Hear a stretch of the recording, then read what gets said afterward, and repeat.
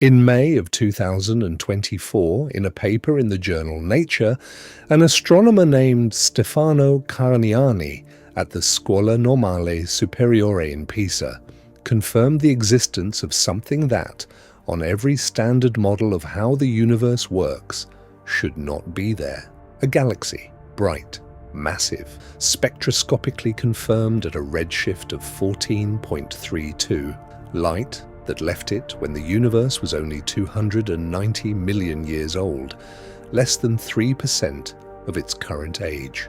The galaxy is called JADES-GS-z14-0. The James Webb Space Telescope found it in a deep field survey, and what the spectrum showed when the team finished the analysis was a galaxy already shining with the brightness of 1 billion stars, in an era when standard cosmology predicts galaxies should still be barely forming.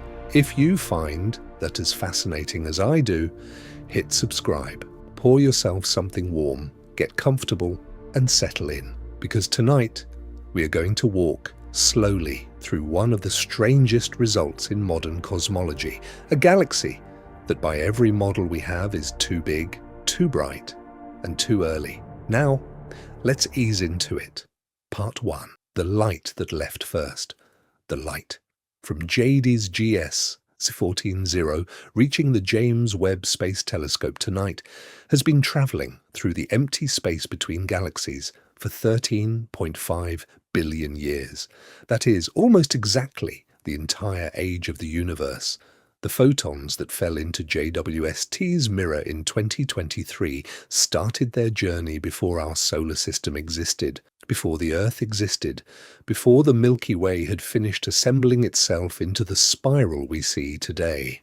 Before, in fact, almost any of the structure of the cosmos, as we currently know it, had taken its present shape. To understand what JADES-GS-z14-0 is, you have to understand what astronomers mean when they talk about looking back in time. The speed of light is finite. It travels at about 300,000 kilometers per second, which is fast by every human standard, but slow on cosmic scales. When you look at the moon, you see it as it was about 1.25 seconds ago. When you look at the sun, you see it as it was 8 minutes ago. When you look at the nearest star, you see it as it was 4 years ago. As you look further, the lag grows. By the time you are looking at the most distant galaxies in our local cluster, you are seeing them as they were millions of years ago. By the time you are looking at JADES-GS-z14-0, you are seeing it as it was 13.5 billion years ago. The universe itself is not infinitely old. By the best current measurements derived from a combination of the cosmic microwave background, the Hubble constant, and the chemical composition of the oldest stars, the universe is somewhere around 13.8 billion years old. The light from JADES-GS-z14-0, when it reaches us, comes from an era only 290 million years after the universe began. By every standard reckoning, that is the very edge of where any galaxy could possibly exist. There is a particular kind of vertigo that comes with sitting with these numbers seriously. The light from JADES-GS-z14-0 left its source long before the Earth condensed out of its protoplanetary disk. It travelled through almost empty space while the Earth was forming, while the first single-celled life was emerging on Earth's young surface, while oxygen was rising in the atmosphere, while the first multicellular organisms appeared, while the dinosaurs lived and died, while mammals diversified, while our own primate ancestors evolved, while the first humans walked, while civilizations were built and fell, while the entire history of our species took place. The photons were still in transit. They arrived only in the last few years, in the last few minutes of the last few seconds of cosmic history, on instruments built specifically to read them. The way astronomers measure this distance is through a quantity called redshift. As the universe expands, the wavelengths of light traveling through it get stretched. Light that was originally emitted in the ultraviolet by the youngest, hottest stars gets stretched by the time it reaches Earth into infrared wavelengths. The amount of stretching tells you how much the universe has expanded since the light was emitted. The more stretching, the further away the source. The longer the light has been travelling, the earlier in the universe's history it left. The redshift of JADES-GS-z14-0, when it was finally pinned down, was 14.32. That number, fed into the standard cosmological model, gives a light travel time of 13.5 billion years and an age at emission of about 290 million years. The name itself encodes most of this information for anyone who knows the catalogue conventions. JADES is an acronym for the JWST Advanced Deep Extragalactic Survey, the larger observing program that found the galaxy. GS refers to the Good South Field, one of the patches of sky that JWST and earlier observatories have stared at the longest, accumulating the deepest possible imagery. The Z14-0 part of the name says that the galaxy is in the redshift 14 bin, the highest such bin currently catalogued. Other galaxies have been claimed at higher redshifts, but most of those claims rely on photometric data alone, where the redshift is estimated from the colour of the source rather than directly measured from its spectrum. Photometric redshifts can be wrong, sometimes badly. Spectroscopic redshifts, where individual emission or absorption lines are identified in the spectrum, are far more reliable. JADES-GS-z14-0 is one of the small handful of galaxies at this distance that has, so far, been confirmed spectroscopically. Here is the strange thing about the catalogue numbering. The Z in Z14-0 is not a literal redshift designation, it is a redshift bin, meaning the candidate was assigned to the bin spanning redshift 14 to 15 at the time of cataloguing. The actual measured redshift, as we will see in a few minutes, came out to 14.32, comfortably inside the bin. Other galaxies at slightly higher photometric redshifts have been catalogued as Z15 or Z16, but most of those have not been spectroscopically confirmed. JADES-GS Z14-0 is, in 2025, the highest redshift galaxy that has been confirmed beyond statistical doubt. The light from this object, in other words, is the earliest light any astronomer on Earth has ever directly read. By a small margin, it holds the current record for the most distant spectroscopically confirmed galaxy in the universe. By the time of this telling, more candidates are being followed up, and the record may shift. But for now, JADES-GS-z14-0 is, in some sense, the first light, the closest we have come in our generation to seeing the dawn. Part 2. How JWST reads the dawn. To find a galaxy at 13.5 billion light-years, you cannot use a small telescope. You cannot use a ground-based one. You cannot even use the Hubble Space Telescope, although Hubble was, for many decades, the deepest instrument available. You need a telescope that is much larger than Hubble, much colder than Hubble, and much better tuned to infrared wavelengths than Hubble. You need, in short, an instrument purpose-built for exactly this kind of work. That instrument is the James Webb Space Telescope. Webb was launched on Christmas Day of 2021 on an Ariane 5 rocket out of French Guiana, after almost 3 decades of design and construction and delays. The mission was, by every reasonable accounting, the most ambitious infrared astronomical project ever attempted. The telescope's primary mirror is 6.5 meters across, made of 18 hexagonal segments of beryllium, coated in a thin layer of pure gold. The mirror is more than 2.5 times the diameter of Hubble's, with about 6 times the light collecting area. The detectors are tuned to the near-infrared and mid-infrared bands, where the red-shifted light from the earliest galaxies actually arrives. The reason JWST is built for infrared rather than visible light is the same reason redshift exists.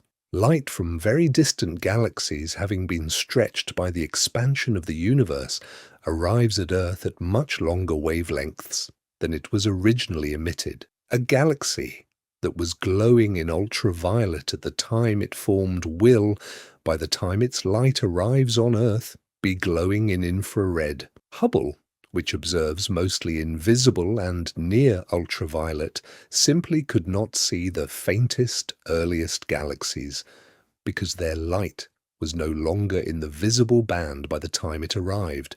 JWST, which observes in infrared, can. To work in infrared, however, the telescope itself has to be very cold. Any warm object emits its own infrared radiation, and that emission would drown out the faint signal from a distant galaxy. JWST, behind its tennis court-sized sunshield, sits at a temperature of about -220 degrees Celsius. The sunshield, made of 5 gossamer thin layers of polymer film coated in aluminium and silicon, blocks the heat of the sun, the Earth, and the Moon, allowing the telescope to cool passively to its operating temperature. Without that shield, the telescope would be far too warm to do the work it does. Here is the timeline that produced JWST. The mission was first proposed in 1996, then called the Next Generation Space Telescope. It was renamed for James Webb, the NASA administrator during the Apollo era, in 2002. The original budget was about $1 billion. The actual cost by launch in 2021 was closer to $10 billion. The original launch date was 2011. The actual launch was 2021.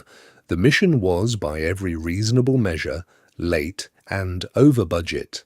By every other measure, it has been worth it. The science has, in the years since launch, exceeded the most optimistic predictions of the original mission planners. The kind of observations being done now, including JADES-GS-z14-0, were on the most ambitious end of the science cases that justified the project. There is also a particular technical challenge in observing at infrared wavelengths that is worth pausing on.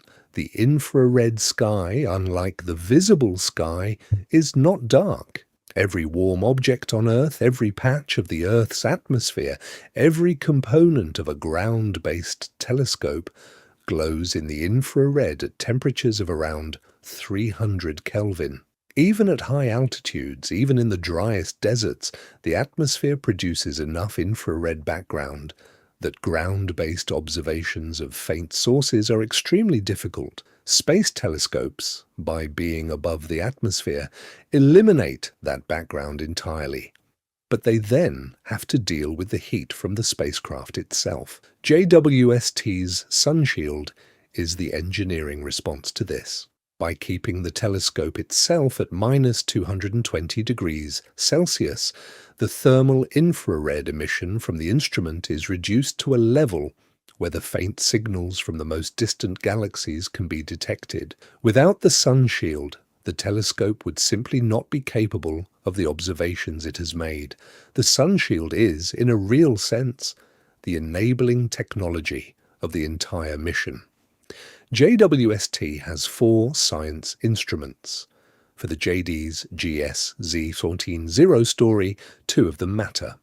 The first is NIRCam, the near-infrared camera, which is JWST's primary imaging instrument in the wavelength range from about 0.5 micron to 5 microns. NIRCam is what produces the deep-field images, the kind of imagery that, in JADES, was used to find candidate galaxies in the first place. The second is NIRSpec, the near-infrared spectrograph, which can measure the detailed spectrum of a target source. NIRSpec is what was used to confirm the redshift of JADES-GS-z14-0 once the candidate had been identified. There is a piece of practical observational astronomy worth understanding here, because it explains why finding galaxies like JADES-GS-z14-0 takes so long, even with the right instrument. Light from a galaxy at 13.5 billion light-years is, for any conceivable observation, faint. The total flux at the telescope is small. To get a meaningful spectrum, you need to integrate that flux over many hours, sometimes many tens of hours, accumulating photons one at a time until the signal rises above the noise. NER-spec exposures of high Z candidates are routinely many hours long. Some are full nights, some span multiple nights. The data, when it finally accumulates enough to produce a clean spectrum, has been built up photon by photon over weeks of telescope time by an instrument staring at one specific patch of sky. The strategy in modern deep-field astronomy is iterative. NIRCam takes very deep images of a particular patch of sky. Astronomers comb the images for sources that are very red, very faint, and have the spectral profile expected of a high redshift galaxy. Those candidates are then targeted individually with NIR-spec, which takes a slow, deep spectrum of each one. The spectra reveal whether the candidate is genuinely at high redshift or whether it is a foreground contaminant, like a cooler nearby star that happens to have similar colors. Here is the practical limit of what JWST can do. Even with all of its capability, the telescope can only follow up so many candidates per year. Spectroscopic time on NIR-spec is among the most heavily oversubscribed observing time in the world. Every cycle of JWST observations produces hundreds of proposals, and only a small fraction get awarded the time they request. The high redshift programs have been consistently prioritized, but the available time is still a hard constraint. The pace at which the early universe is being characterized is set, more than anything else, by the slow accumulation of integrations on individual candidates. JADES-GS-z14-0 went through exactly this process. NIRCam imaged it in deep field. The colors suggested a very high redshift candidate. NIR-spec was then pointed at it, took a long integration, and produced a spectrum. The spectrum, when the team analyzed it, showed the characteristic Lyman alpha break at the wavelength corresponding to a redshift of 14.32. The galaxy was real. The redshift was real. The earliest light any of us had ever read had finally been read. Part 3. The JADES survey. The JADES program, taken as a whole, is one of the largest single observing campaigns in the history of JWST. It is led jointly by an astronomer named Brant Robertson at the University of California, Santa Cruz, and an astronomer named Daniel Eisenstein at Harvard University. The team includes dozens of collaborators across many institutions in the United States, Europe, and Japan. The program was designed from the beginning to produce the deepest, most carefully characterized sample of high redshift galaxies ever assembled. Here is the team's design philosophy. The strategy is a combination of two of JWST's most powerful capabilities. The first is deep imaging in many filters, taken with NIRCam in two specific patches of sky. The first patch is good south in the constellation Fornax in the southern sky. The second is good north in the constellation Ursa Major in the northern sky. Both fields had been observed for years by Hubble before JWST arrived, and the long imaging history meant that astronomers could compare the JWST data with everything that came before, sharpening the photometric estimates for every candidate. The deep imaging is the candidate generation phase. It produces lists of objects whose colors suggest they might be at high redshift, but whose status is not yet confirmed. The second part of the strategy is deep spectroscopy, with NER spec. The most promising photometric candidates from the imaging phase are followed up with long NER spec integrations, which produce the spectra that allow the redshifts to be confirmed. Spectroscopic confirmation is much more time-expensive than imaging. A single NIR spec observation can take many hours, so the spectroscopic targets have to be chosen carefully, with the most promising candidate as getting priority. Throughout this process, the team is also building up the JADES catalogue, which by now contains tens of thousands of galaxies at various redshifts, from comparatively nearby ones at Z near 1 or 2 to the most distant confirmed candidates at Z above 10. The catalogue is in itself a major scientific resource. Other research groups working on related questions have used JADES data to study early universe galaxy properties, the history of star formation, the timing of cosmic reionization, the masses and luminosities of the first galaxies, and many other things. The program produces every year a substantial fraction of the new science being done on the early universe by JWST. There is a parallel here with the original Hubble Deep Field of 1995, which was, in its time, the deepest astronomical image ever taken. The Hubble Deep Field was a single small patch of apparently empty sky observed for 150 consecutive orbits, accumulating an exposure of about 10 days of integration time. When the data was reduced, the image showed thousands of galaxies in what had appeared to be empty space. The image transformed our picture of the universe and, in the process, demonstrated the power of long baseline, deep field imaging. The JADES program is, in spirit, the JWST era continuation of that approach. Deeper, longer, more wavelengths. The same idea, applied with 30 years of better technology. Within the JADES catalogue, JADES-GS-z14-0 emerged as one of the most striking objects very early on. Even before the spectroscopic confirmation, the photometric properties were extraordinary. The colours were extreme. The brightness was unexpected. The signal-to-noise ratio of the detection in the long wavelength filters was higher than for almost any other source in the catalogue at comparable photometric redshifts. The team flagged it as a high-priority target for spectroscopic follow-up almost immediately. It went into the queue for the next available NARSPEC observation. The photometric data alone suggested it was likely the highest redshift galaxy ever found. The colours were consistent with a redshift above 13, possibly above 14.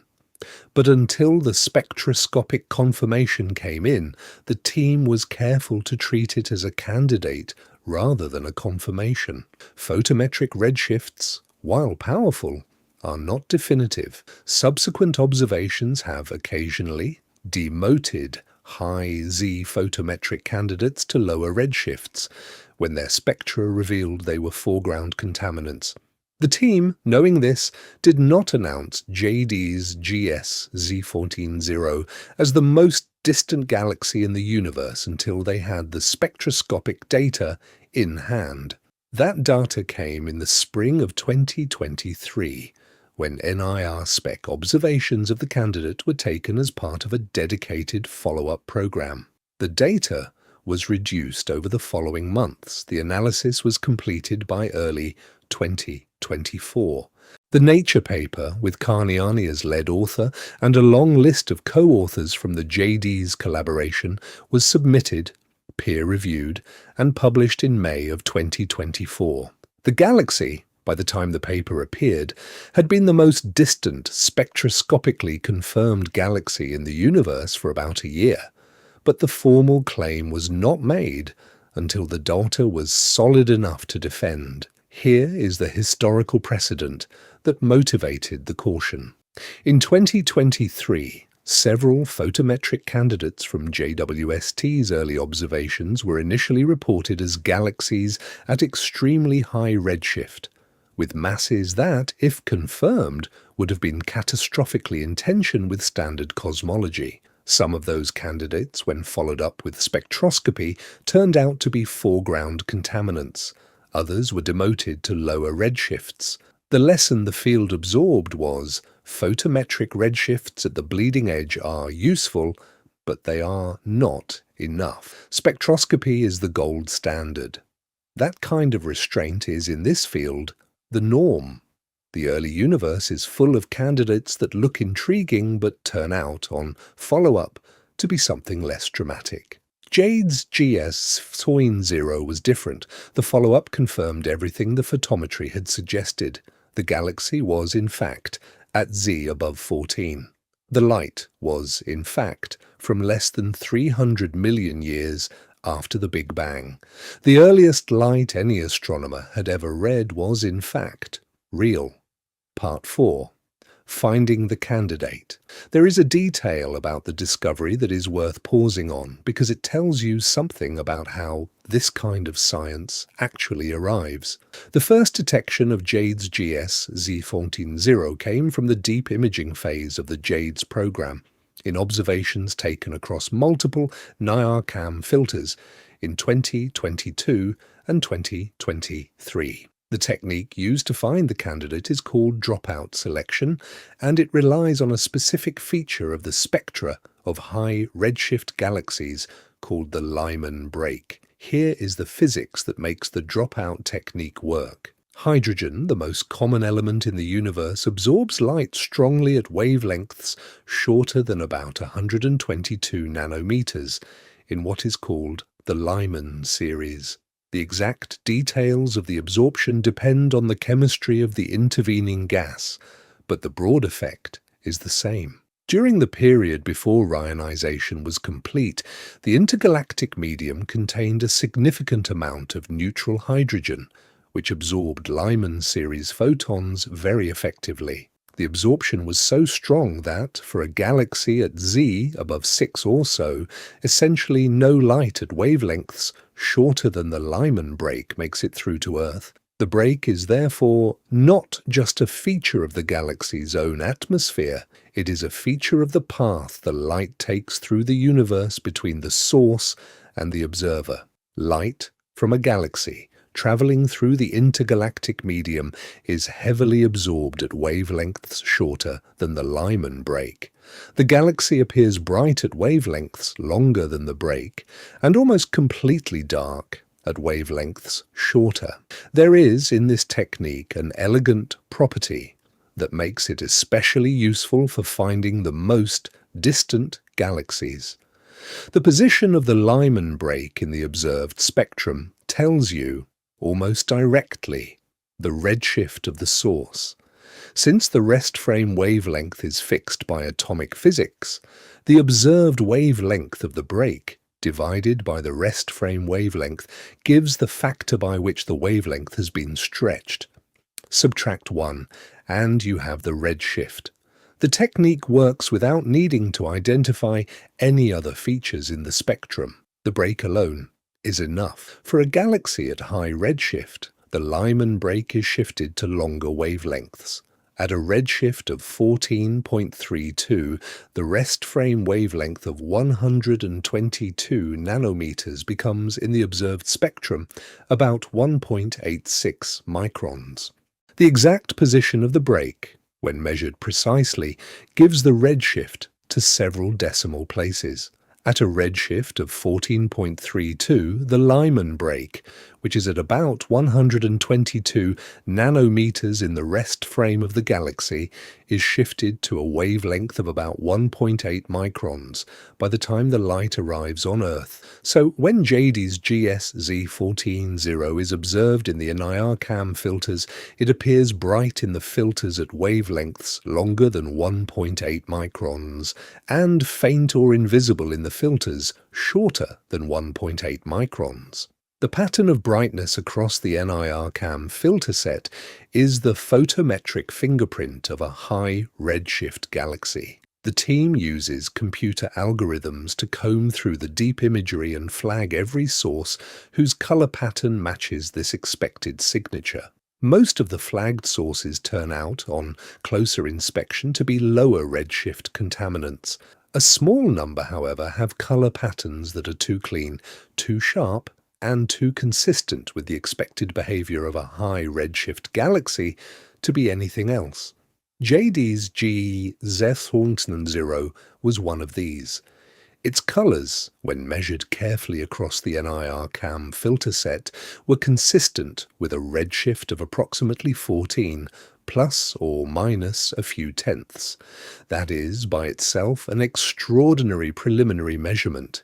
It puts the galaxy further away than any other photometric candidate in the JADES catalogue, and further away than essentially any other photometric candidate from any other JWST survey at the time. The team announced the photometric detection in late 2023 in a series of papers describing the JADES candidate sample. The galaxy was given its formal designation. Its photometric properties were tabulated. Its candidacy as the most distant galaxy ever found was flagged. But, as the team carefully noted in those early papers, photometric estimates can be wrong.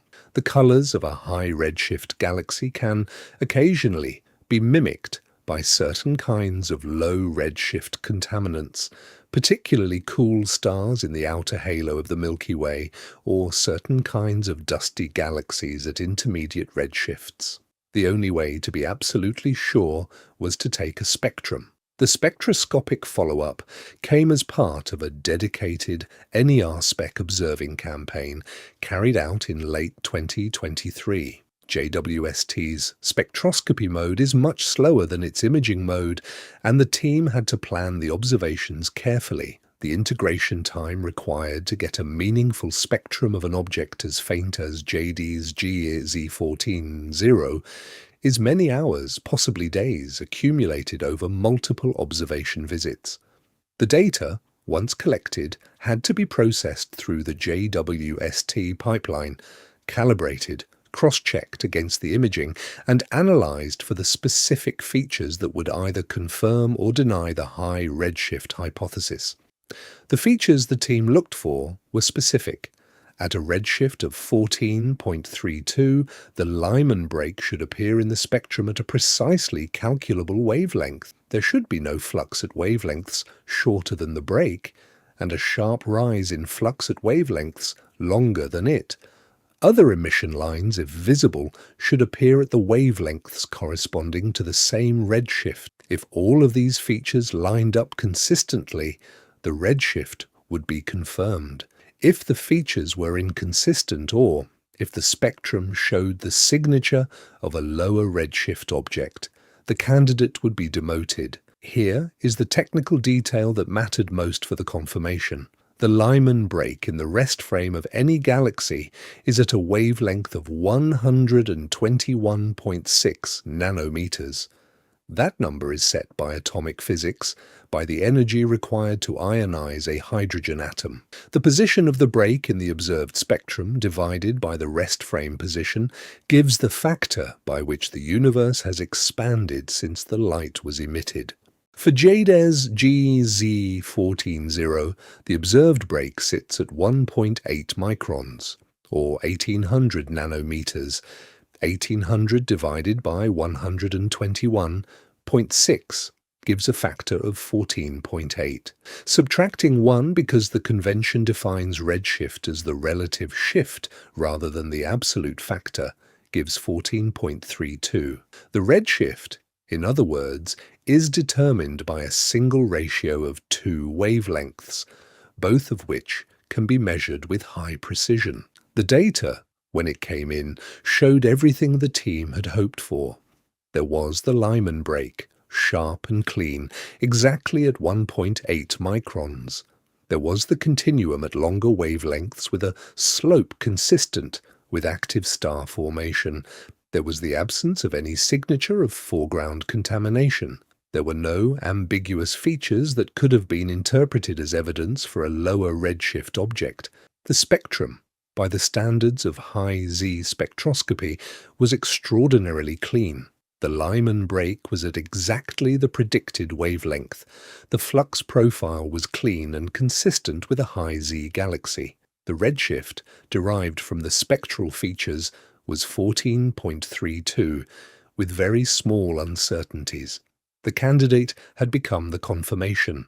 The most distant galaxy ever spectroscopically observed had, in 2024, finally been pinned down. Part 5. The spectrum that confirmed it. There is something almost ordinary about how this kind of paper actually arrives at its findings. The team had been working on the NIR spec data for months. The data was reduced, calibrated, cross-checked, and analyzed by multiple sub-teams within the JADES collaboration. The results were tested against alternative explanations, alternative reduction pipelines, alternative photometric assumptions.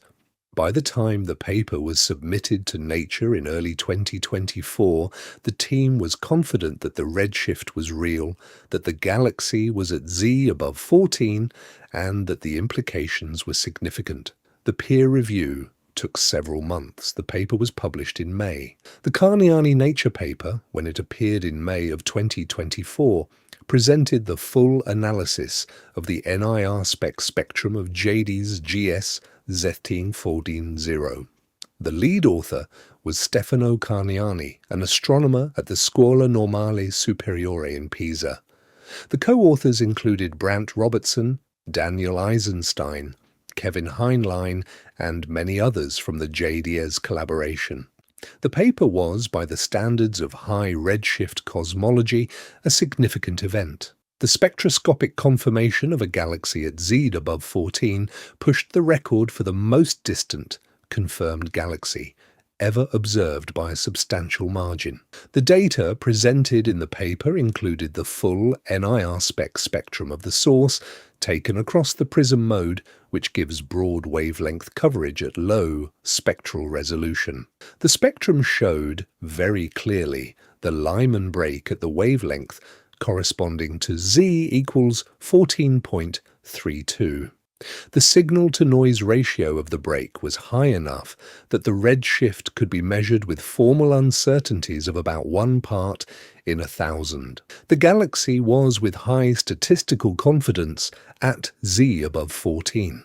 The spectrum also revealed several other properties of the galaxy, beyond just the redshift.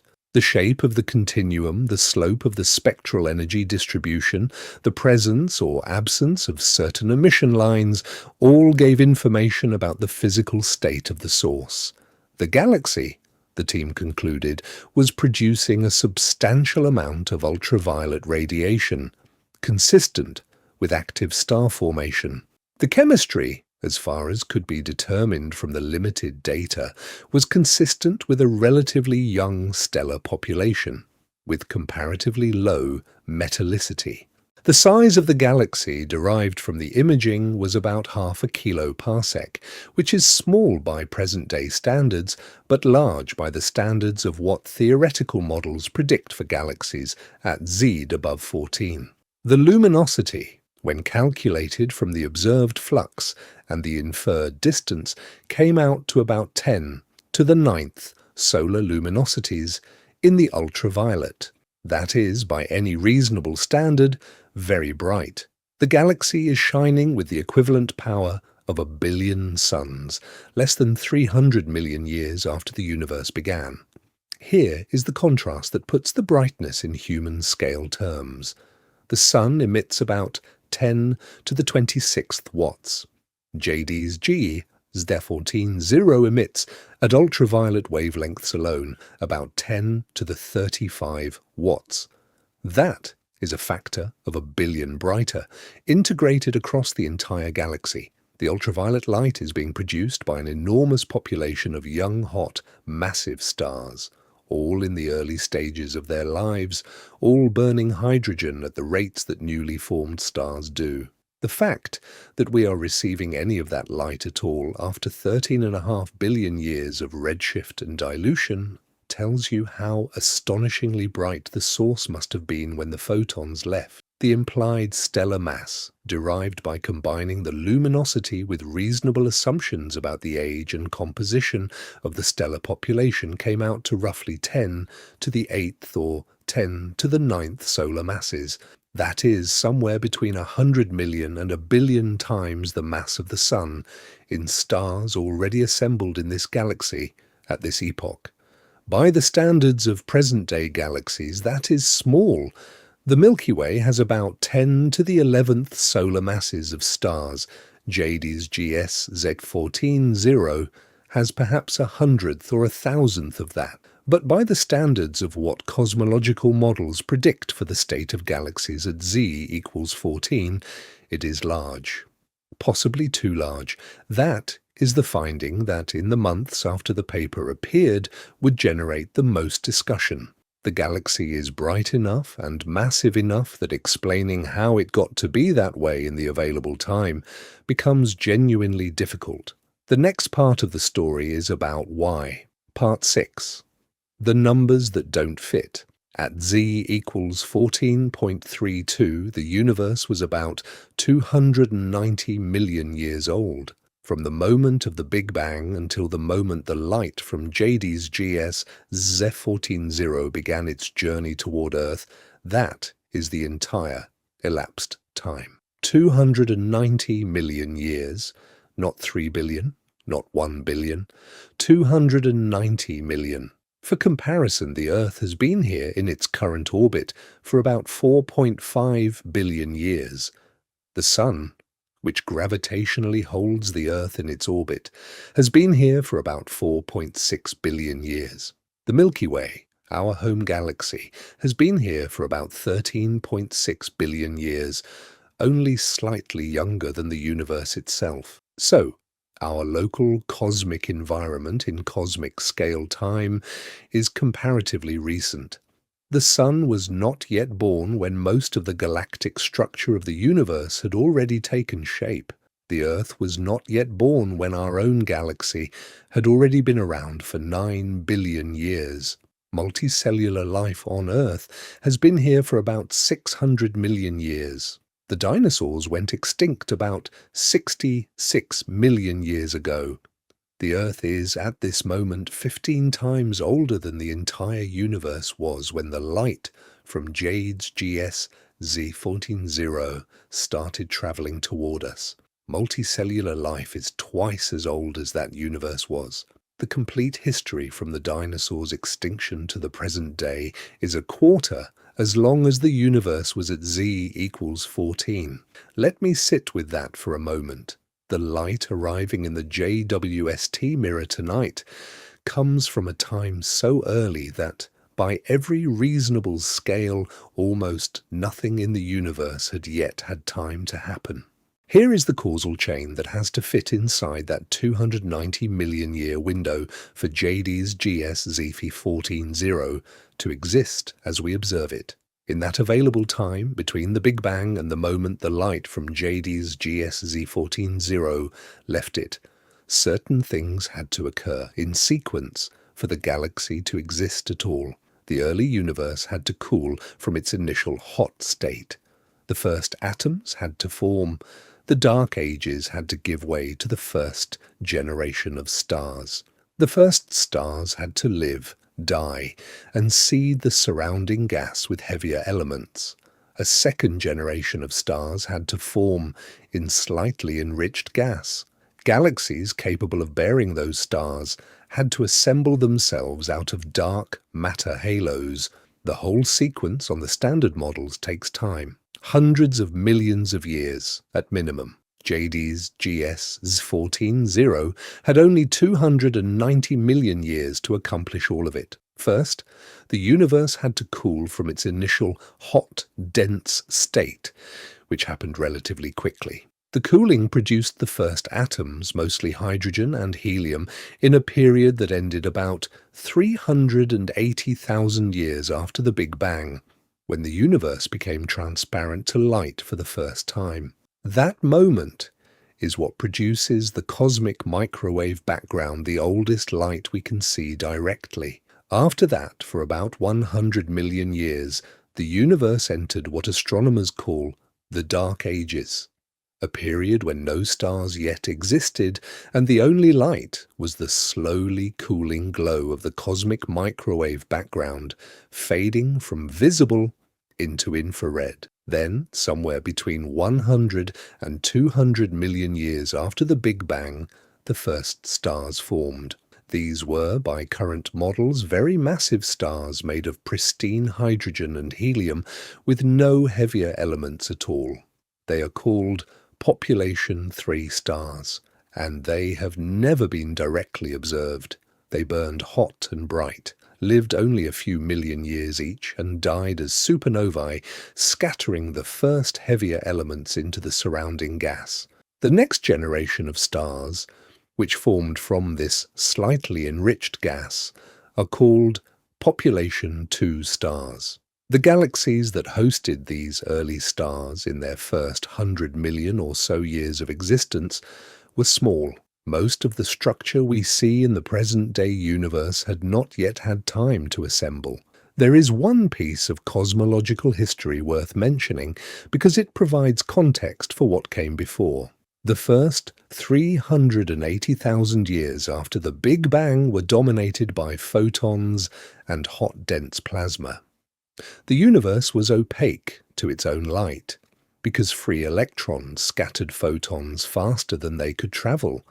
As the universe cooled and expanded, the plasma eventually cooled enough that electrons combined with nuclei to form neutral atoms, and the universe became transparent. The light, from that moment called the cosmic microwave background, has been traveling across the universe ever since, and is the oldest light any astronomer has ever read directly. After the microwave background was released, the universe entered the Dark Ages, a period of about 100 million years, when no stars yet existed. Here is the part where the timeline gets tight. The first stars, by the most generous models, formed about 150 million years after the Big Bang. Those stars lived only a few million years before exploding as supernovae and seeding the universe with heavier elements. The next generation of stars formed from this slightly enriched gas took some time to assemble. The first galaxies capable of bearing recognizable populations of stars took even longer. By the time the universe was 290 million years old, on the standard models, galaxies should still be in the very early stages of formation. The expected stellar mass of a typical halo at this epoch is small, perhaps 1,000,000 times the mass of the Sun, perhaps 10 million in unusually favorable conditions. The expected luminosity is correspondingly modest. The expected size in physical extent is small. The whole picture on the standard models is one of beginning rather than arrival. Galaxies that look the way present-day galaxies look, with bright cores and well-organized stellar populations, are not expected to exist yet. The total mass in stars across all galaxies should be relatively low. Individual galaxies should be small, dim, and not yet very massive. The cosmic web, the large-scale structure that connects clusters of galaxies in our present universe, should be in the process of taking shape but not yet finished. The whole epoch is one of beginning, not arrival.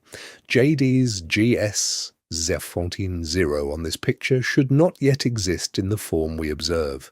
A galaxy with 1 billion solar luminosities of ultraviolet light, hundreds of millions of solar masses in stars already assembled and shining 290 million years after the Big Bang is not what the standard models predict. It is too big. It is too bright.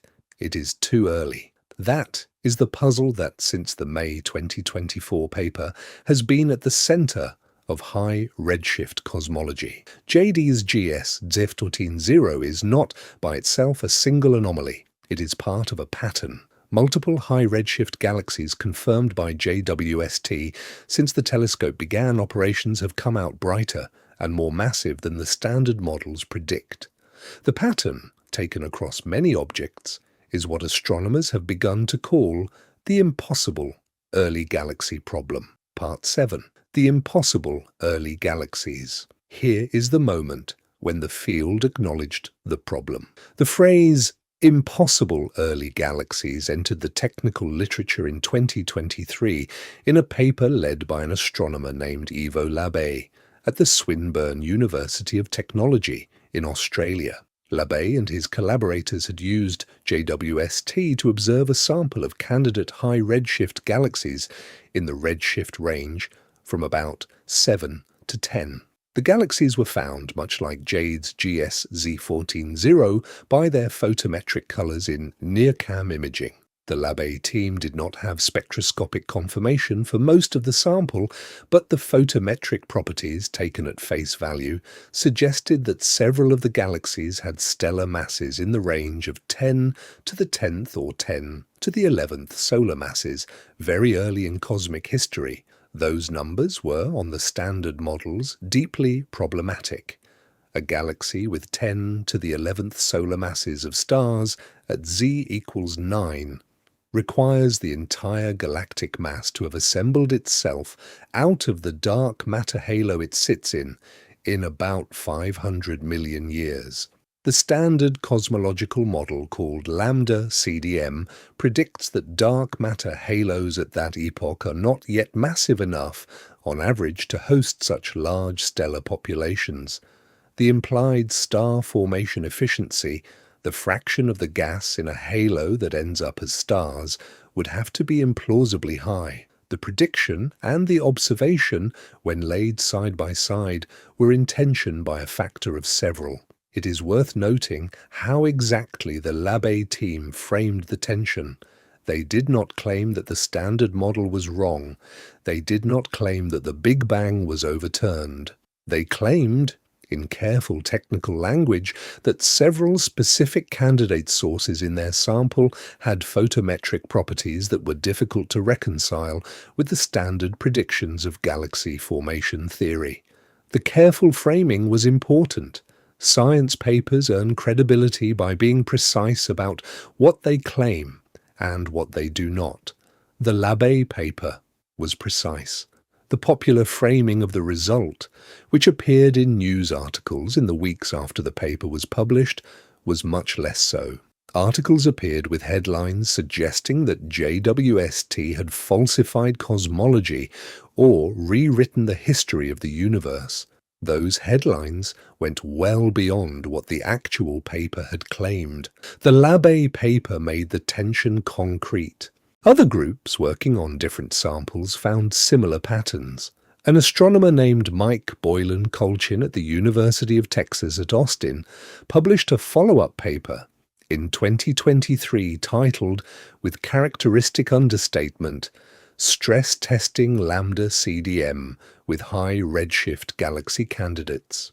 The paper showed, quantitatively, how serious the tension was and what kinds of changes to the model would be required to alleviate it. Several other theoretical papers followed, exploring the parameter space and proposing various possible resolutions. Here is the academic context that surrounded the JADES result.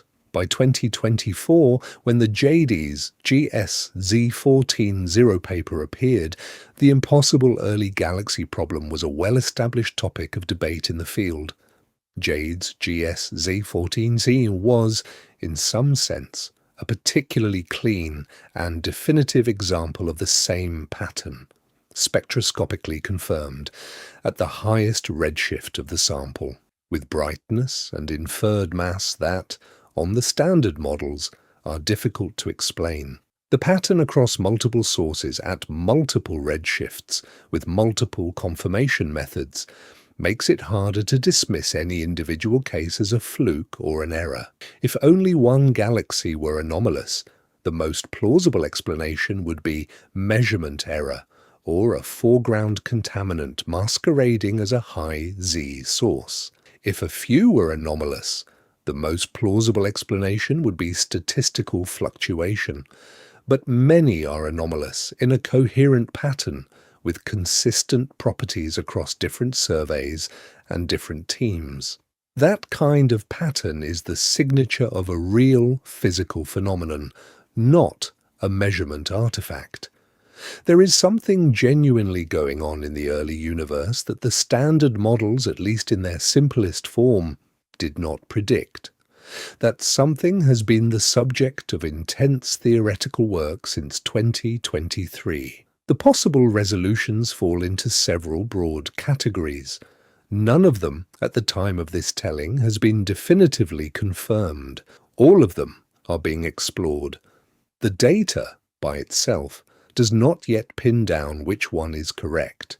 What can be said with reasonable confidence is that the picture of the early universe we had in 2021, before JWST began operations, was not quite right. Galaxies, in those first few 100 million years, were brighter and more massive than we expected. The cosmic dawn, as the era when the first stars and galaxies lit up the universe is called, was more vigorous than the standard models had assumed. Whether that vigor requires a fundamental change to the cosmology or just a fine-tuning of the astrophysics is the open question. Part 8. What standard cosmology predicts? To understand why JADES-GS-z14-0 is in tension with the standard models, you have to understand what the standard models predict in some detail. The standard model of cosmology is called lambda CDM, where lambda refers to the cosmological constant, the form of energy that drives the accelerating expansion of the universe, and CDM stands for cold, dark matter, the form of matter that dominates the gravitational structure of the cosmos. Together, dark energy and cold, dark matter make up about 95% of the energy content of the universe, with ordinary matter, the stuff stars and planets and people are made of, contributing only about 5%. Here is the engine that drives the model. In the lambda CDM picture, structure forms in the universe through a process called hierarchical assembly. Small fluctuations in the density of dark matter present from the earliest moments of the universe grow over time under their own gravity. The denser regions pull more matter toward them. The densest regions eventually collapse into halos. The halos merge with each other, forming larger halos. Within the halos, ordinary matter cools and condenses, forming stars and galaxies. The pattern, played out over billions of years, is what produces the current structure of the universe, with galaxies clustered along filaments and walls and separated by enormous voids. At any given epoch in cosmic history, the model can predict the distribution of dark matter halos by mass. At very early times, only small halos exist. As time goes on, larger halos form. The largest halos, capable of hosting massive galaxies, take a long time to assemble. At z equals 14.32, when the universe was 290 million years old, the most massive halos predicted by the model had masses of perhaps 100 million times the mass of the Sun. Larger halos existed only as theoretical possibilities, not as expected populations. The fraction of a halo's mass that ends up in stars is called the star formation efficiency, and it is one of the most uncertain parameters in galaxy formation theory. In the present-day universe, star formation efficiency is generally somewhere between 1 and 10%. That is, of all the gas that falls into a galaxy's potential well, only 1 to 10% ends up forming stars. The rest is either expelled by feedback from previous generations of stars or trapped in forms that do not collapse or otherwise unavailable. There is in this calculation a hidden assumption that matters. The relationship between halo mass and stellar mass is taken to follow a particular pattern called the abundance matching relation that has been calibrated against observations of galaxies in the present-day universe. Whether the same relation holds at high redshift is not obvious. The early universe was different in many ways from the present universe. The metallicity was lower. The cooling efficiency was different. The merger rates were higher. The radiation field was different. Each of these factors could affect the stellar-to-halo mass ratio in ways that the present-day calibration cannot capture. The standard predictions for early universe galaxy properties in this sense depend on extrapolations from later epochs, and the extrapolations are uncertain. There is also a feedback consideration in the model that matters. Once a few stars have formed in a young galaxy, they begin to produce supernovae, which inject enormous amounts of energy into the surrounding gas. The energy heats the gas, which then resists further collapse. This kind of feedback, called supernova feedback, is one of the main reasons star formation efficiency in present-day galaxies is so low. Most of the gas that falls into a halo never gets to form stars, because the energy from previous generations of stars keeps it too warm to collapse. In the very early universe with low metallicity and a different thermal regime, the feedback may have operated differently. Whether it operated more strongly or less strongly is a key open question that affects the predicted star formation rates. For a halo of a given mass, then, the standard models predict a certain expected stellar mass. At z equals 14, with a typical halo mass of 100 million solar masses and a star formation efficiency of a few percent, the expected stellar mass of a galaxy in such a halo would be about 1 million solar masses, or maybe 10 million if conditions were favorable.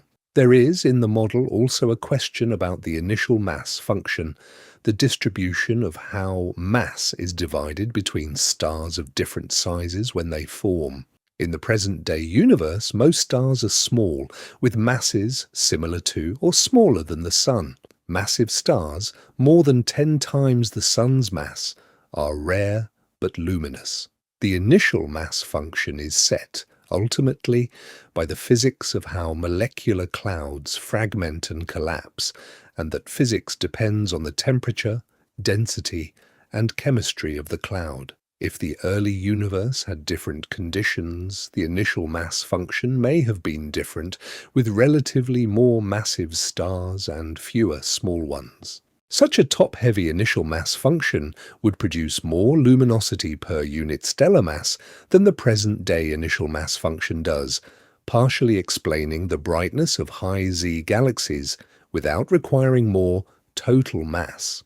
JADES-GS-z14-0 has somewhere between 100 million and 1 billion solar masses in stars. That is between 10 and 100 times the prediction. The discrepancy is large enough that it cannot easily be explained by ordinary uncertainty in the model parameters. Here is where the model and the observation diverge. The mass we measure for JADES-GS-z14-0, somewhere between 100 million and 1 billion solar masses in stars, is 100 to 1,000 times what the standard model expects for an average halo at that epoch. Even allowing for generous uncertainties on both sides, the gap is substantial. The gap is real. The question, since 2024, has been what to do about it. There are, very roughly, 3 ways to resolve the tension, and each implies something interesting about the early universe. The first is statistical. Maybe JADES-GS, Z14 and similar galaxies are unusually massive examples that the observations have selected for. The second is astrophysical. Maybe star formation efficiency in the early universe is much higher than in the present universe. The third is cosmological. Maybe the standard cosmological model itself needs revision.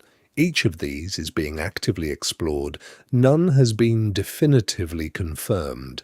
The community, by 2025, was leaning gently toward the second resolution, refined astrophysics, particularly higher star formation efficiency in the early universe, with possible contributions from a top-heavy initial mass function. But the question is not closed. New observations may shift the balance. New theoretical work may shift it the other way. Part 9. The 3 resolutions. Here is the rare galaxy resolution. The first possible resolution is that the dark matter halo hosting JADES-GS-z14-0 is unusually massive for its epoch. The standard model does not predict that all galaxies at z equals 14 are small and dim.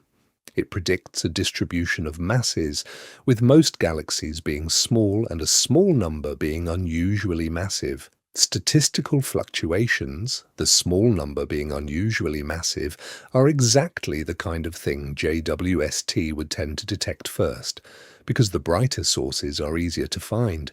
The model predicts, on average, halo masses of about 100 million solar masses at z equals 14, but the model also predicts that a small number of unusually massive halos exist in the high tail of the distribution. Perhaps JADES-GS-z14-0 is one of those rare, massive halos. If the hosting halo is, say, 10 billion solar masses rather than the typical 100 million, then a 5% star formation efficiency would produce a stellar mass of 500 million solar masses, comfortably within the observed range. The galaxy is just an unusually massive object, the rare end of the distribution that JWST happened to find first. The trouble with this resolution is that the rare end argument has to apply to many objects simultaneously, given how many high Z galaxies have been found showing similar tensions. Each individual galaxy could be at the high end of the distribution, but having all of them at the high end requires a fine-tuning that starts to look uncomfortable. If the tension is just statistical fluctuation, the more galaxies we find with the same problem, the harder it is to maintain that explanation. Here is the alternative astrophysics. The second possible resolution is that star formation efficiency at high redshift is much higher than in the present-day universe. There are several physical mechanisms that could produce this. In the early universe, gas clouds were denser, on average, than in the present universe, simply because the universe was smaller and matter had not yet had time to spread out. Denser gas can collapse faster and more efficiently. The lack of heavier elements meant that radiative cooling, which relies partly on heavier elements to operate, was different. Without these elements, gas may have remained warmer for longer, but in some scenarios it could also have cooled in different pathways. The interplay of these effects is complicated, and theoretical predictions disagree on which way the balance tips. Maybe, in the early universe, conditions were favorable for star formation in ways they are not now. The gas was denser, the metallicity was lower, the radiation field was different.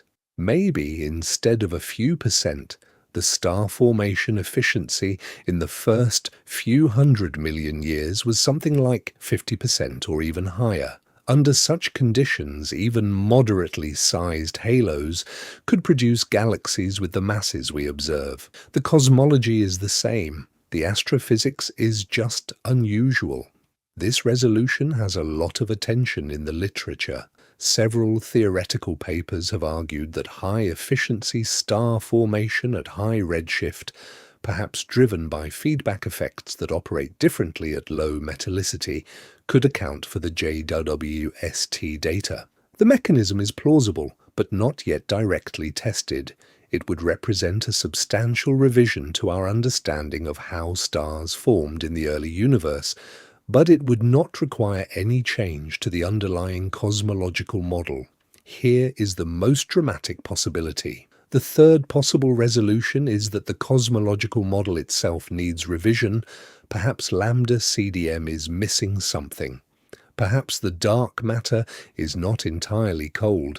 Perhaps the cosmological constant is not exactly what the model says. Perhaps the inflationary phase, which set the initial conditions, was different from the simplest assumption. Various modified cosmologies have been proposed, and several can produce more rapid, early structure formation, allowing larger galaxies to exist sooner. This third resolution is the most dramatic, but also the most extensively constrained. The lambda CDM model is supported by an enormous amount of data, from the cosmic microwave background to the large-scale structure of galaxies to the abundance of light elements produced in the Big Bang. Any modification has to preserve all of these successes while also explaining the JWST observations. So far, no modified model has done so cleanly. The standard cosmology, by every other measurement, is in good shape. The JWST tension may be the first crack in it, or it may turn out to be an astrophysical effect on top of an unchanged cosmology. The data, at present, does not yet pin down which is true. Here is the unglamorous possibility most likely to be correct. There is also a fourth possibility, which is much less dramatic and more boring. The masses inferred from the data may simply be wrong. Stellar mass estimates depend on assumptions about the age, metallicity, and dust content of the stellar population. Different assumptions produce different mass estimates.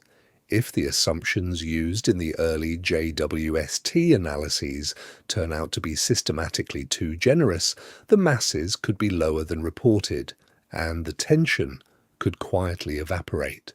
Several recent papers have argued for exactly this kind of revision. The community has not yet converged on a final answer. Part 10. The James Webb killed the Big Bang misconception. Here is the misunderstanding that has dominated popular coverage of these results. In the months after the early JWST high redshift papers began appearing, a particular framing started circulating in popular media. The framing was that JWST had somehow disproved the Big Bang.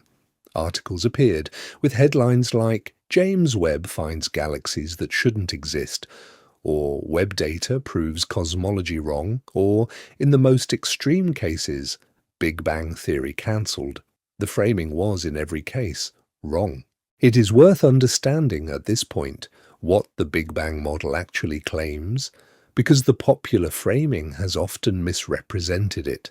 The Big Bang model, in its broadest form, is the statement that the universe was once in a hot, dense, expanding state, and that the structure we see today emerged from that state through gravitational collapse and stellar and galactic processes. That broad picture is supported by an enormous range of evidence, including the cosmic microwave background, the observed expansion of the universe, the relative abundances of light elements, and the large-scale structure of galaxies. Nothing about JADES-GS-z14-0 or any other JWST high redshift result contradicts this broad picture. What the JWST results challenge is not the Big Bang, but specific predictions of how galaxies formed and grew within the broad framework. Lambda CDM, the specific model that describes structure formation within the Big Bang framework, is the part being stressed. Even if Lambda CDM turns out to need modification, the underlying Big Bang cosmology survives. The universe still began hot and dense. Space is still expanding. The cosmic microwave background is still the leftover light from when the universe became transparent. There is, in this kind of media coverage, a recurring pattern that is worth pausing on. Big science results, particularly results that involve apparent paradoxes or tensions with established theory, get amplified by the popular press in ways that often distort the underlying meaning. The amplification is not malicious. Most science journalists are doing their best to translate technical findings into accessible language, and the underlying findings often genuinely are interesting. But the translation, in passing through several layers of editorial decision-making about what makes a compelling headline, often loses the careful conditional structure that the technical community uses. Tension with one specific structure formation prediction challenges Big Bang theory. Stars formed slightly earlier than expected becomes universe rewritten. The version of the story that reaches the public is often substantially more dramatic than the version in the technical literature. There is, in this kind of media coverage, a particular failure mode that it is worth understanding. There is also the broader cosmological context to consider. The lambda CDM model is not just one model among many. It is a model that has been built up painstakingly over almost a century of observations.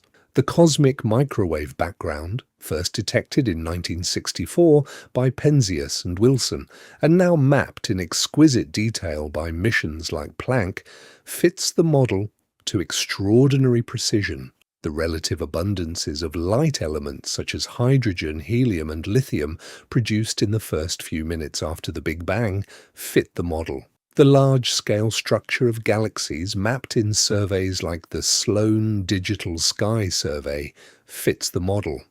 The expansion history of the universe traced through Type Ia supernovae and other distance indicators fits the model. The model has, by every other measurement we can think to check, performed remarkably well.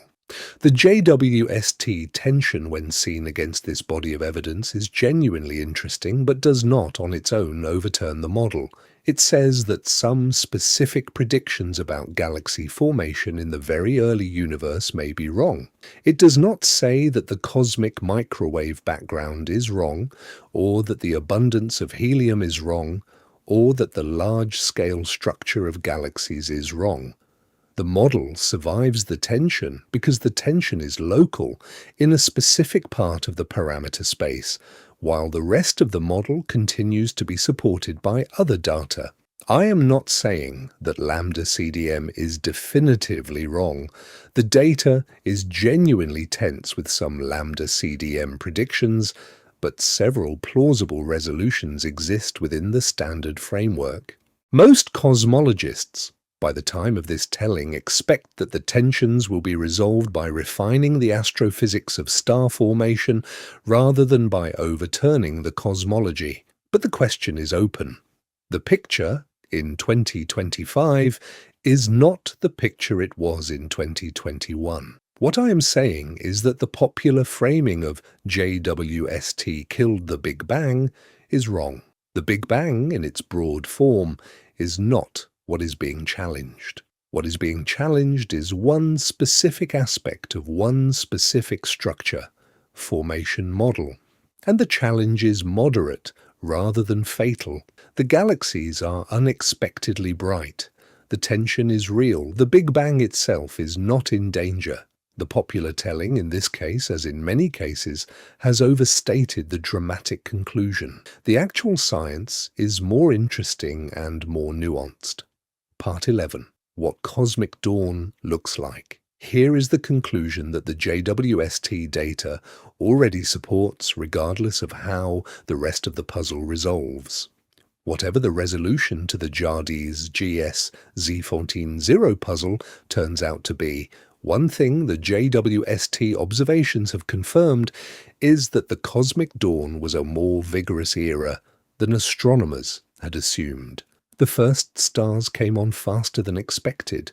The first galaxies grew faster than expected. The first generations of luminous matter, by every measure JWST has produced so far, were producing more light sooner than the standard models had predicted. The early universe on the JWST data was less of a slow, gradual emergence and more of a rapid lighting up. The first stars came on faster than expected. The first galaxies grew faster than expected. The rionization of the universe, the period during which the neutral hydrogen filling intergalactic space was ionized by the first generations of luminous sources, may have proceeded on a slightly different timeline than the standard models predicted. There is in cosmology a sequence of transitions that the universe passes through as it ages, each one defined by a change in the dominant physical process or the dominant form of matter. The very early universe was radiation-dominated, with most of its energy in photons and other relativistic particles. As the universe cooled and expanded, matter began to dominate, and the relative importance of photons fell. Later still, the universe became neutral when electrons combined with nuclei to form atoms. Later still, the first stars formed, ending the Dark Ages and beginning the era of stellar light. Rionization is a key cosmological transition. Before it happened, the universe was filled with neutral hydrogen, which absorbed the ultraviolet light from any luminous sources within it. After it happened, the universe was largely transparent to ultraviolet, and we can see distant sources clearly. The timing of reionization is one of the things JWST is helping to pin down. The current best models suggest that reionization was substantially complete by Z equals 6, when the universe was about 1 billion years old, but the details of when it started and how it proceeded are still being worked out. There is also a question about reionization that JADES-GS-z14-0 may help answer.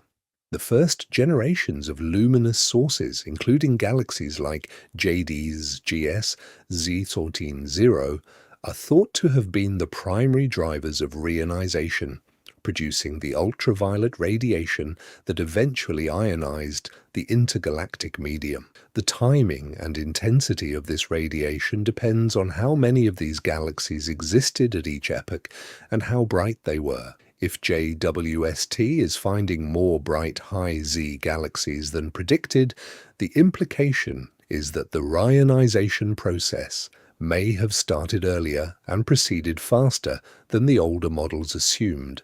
That, in turn, has consequences for everything that came after, including the formation of later galaxies and the chemistry of the intergalactic medium throughout the universe's history. It is also worth pausing on the chemistry of this era.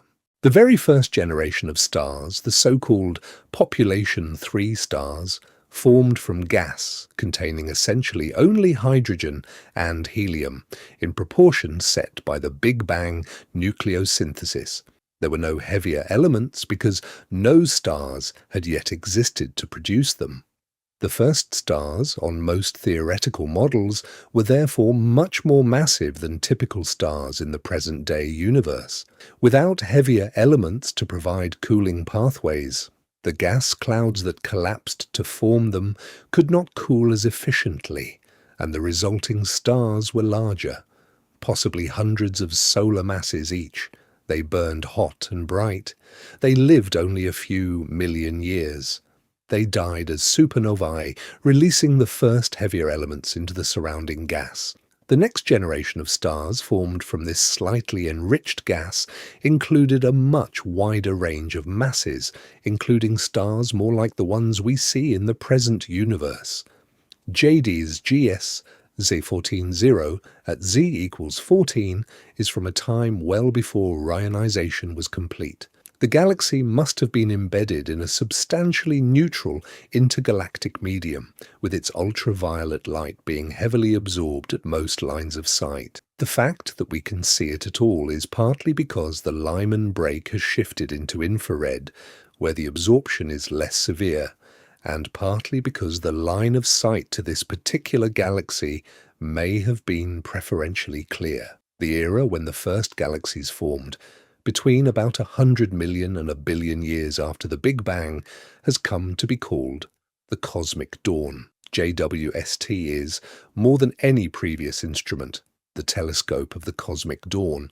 Its ability to see deeply into the infrared, to detect faint sources and to measure their spectra, has opened up this era in a way that was simply not possible before.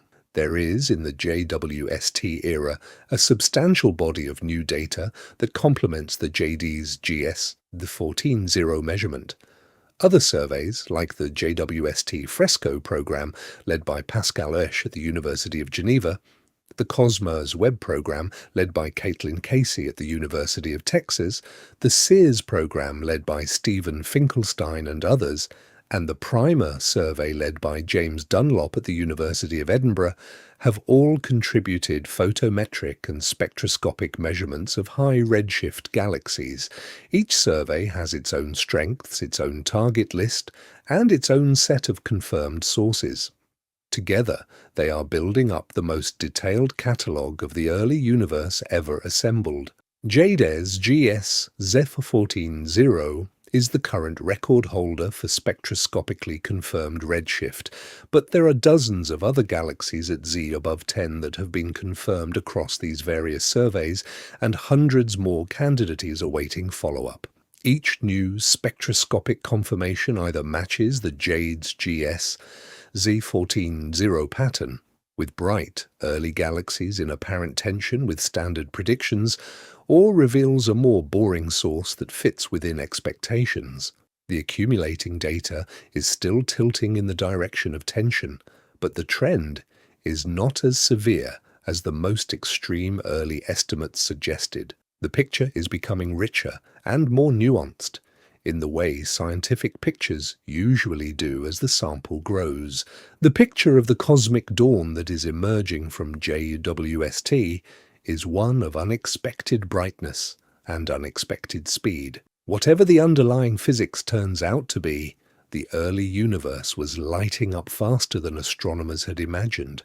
The first generations of stars and galaxies in their first few 100 million years produced more light, more massive structures, and more rapid evolution than the standard models predicted. That is, in itself, a profound finding.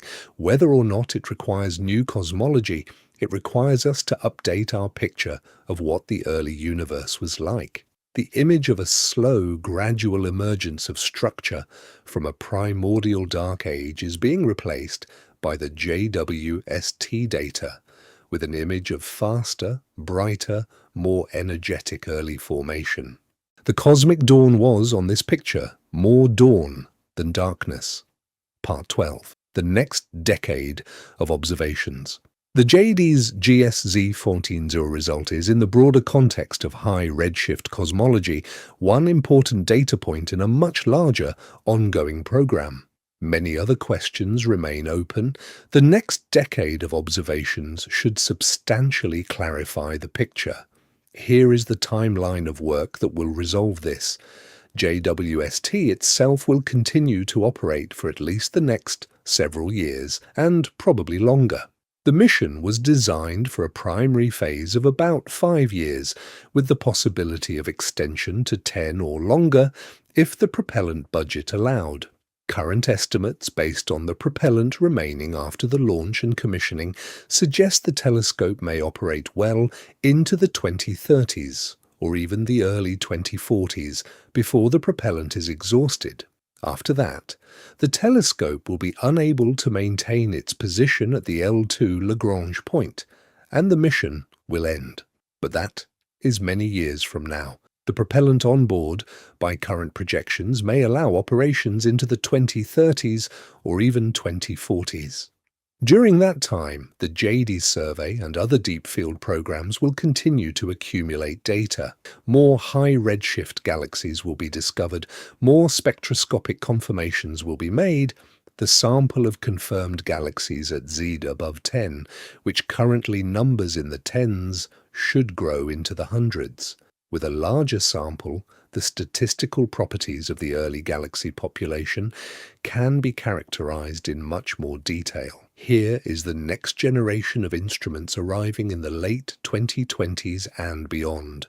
There is one more dimension worth mentioning, which is the role of theoretical work in interpreting these observations. Observational astronomy and theoretical cosmology have always been twin disciplines, each pushing the other. The observations from JWST need theoretical models to interpret, and the theoretical models need observations to constrain. The JADES-GS-z14-0 result has prompted a substantial amount of new theoretical work, with various groups around the world running new simulations of early universe galaxy formation, exploring different physical scenarios and proposing modifications to the standard models. Some of this work has produced viable explanations for the observations within the standard cosmological framework. Some has explored more radical alternatives. The conversation in the technical literature is very much ongoing. In addition to JWST, several upcoming facilities will contribute to the picture. The Nancy Grace Roman Space Telescope, named for the NASA astronomer who was instrumental in establishing the Hubble Space Telescope program, is scheduled to launch in 2027. It is a wide-field infrared telescope that will survey large areas of sky to comparatively shallow depths. Roman will not match JWST's depth on individual sources, but it will produce a much larger sample of bright high redshift candidates, identified through the same dropout techniques. Once Roman is operating, JWST will follow up the most promising Roman candidates with deep spectroscopy, producing a much more complete census of the early universe. There is also the practical context for thinking about what this kind of observation means for the human enterprise of doing science. The Roman Space Telescope project has cost on the order of $4 billion to develop and build. JWST cost about $10 billion. The extremely large telescope is a multi-billion euro project. These are very expensive instruments by any reasonable accounting. The question of why human civilization is willing to spend this kind of money on telescopes that look at the early universe is, in some sense, the same question civilizations have always faced when they built cathedrals or universities or observatories. The answer is not obviously economic. The answer is that the human enterprise of trying to understand the cosmos is one of the oldest and most durable of all human pursuits. And the cost of pursuing it at the level the modern era allows is, by historical standards, modest in proportion to what the broader civilization can afford. The extremely large telescope, the ground-based telescope under construction in Chile, with a primary mirror nearly 40 meters across, is expected to see first light in the late 2020s. The ELT will not match JWST in space-based stability, but its enormous mirror will allow ground-based spectroscopy of high redshift galaxies at much higher signal-to-noise than is currently possible. The combination of JWST and the ELT working together will provide redundant and complementary measurements of the brightest high-Z sources. Beyond these, several future missions are in earlier stages of planning. The Habitable Worlds Observatory, NASA's planned flagship for the 2040s, will not specifically target high redshift galaxies, but its general capability for deep imaging and spectroscopy will produce useful contributions. Other ground-based facilities, including the Square Kilometre Array Radio Telescope and various sub-millimeter observatories, will contribute observations at wavelengths complementary to JWST. Here is the timeline for full resolution. Here is the timeline for full resolution. By the late 2030s, the picture of the cosmic dawn should be substantially complete. The number of confirmed galaxies at Z above 10 will probably be in the thousands. Their statistical properties, including their masses, luminosities, sizes, and chemistry, will be characterized in detail.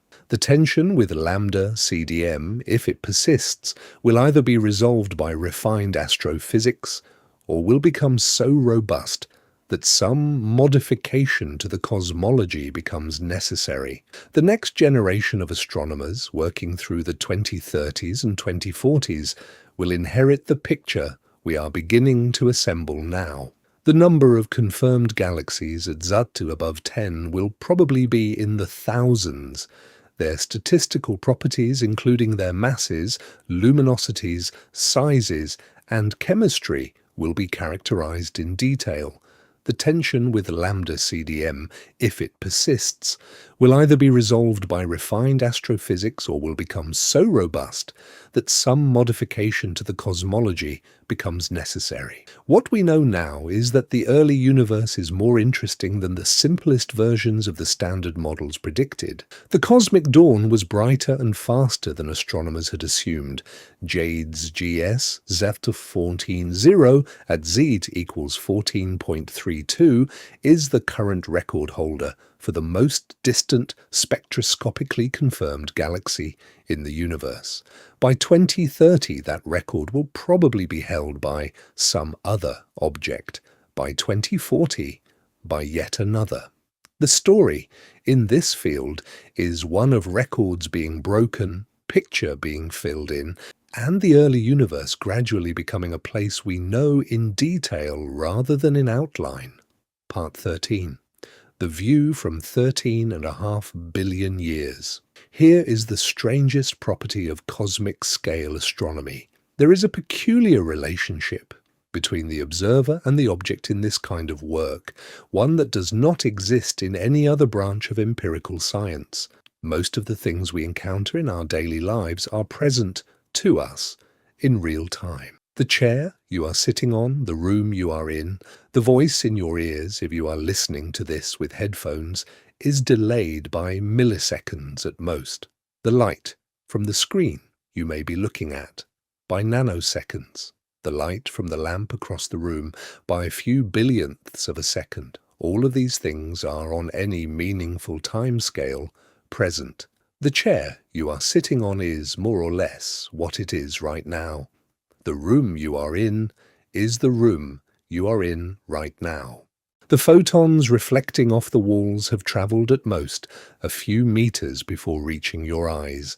The lag between the actual state of the world and your perception of it is small enough to be effectively zero. Here is the asymmetry that distinguishes deep field astronomy from every other kind of empirical observation. For JADES-GS-z14-0, the lag is the entire age of the universe minus 300 million years.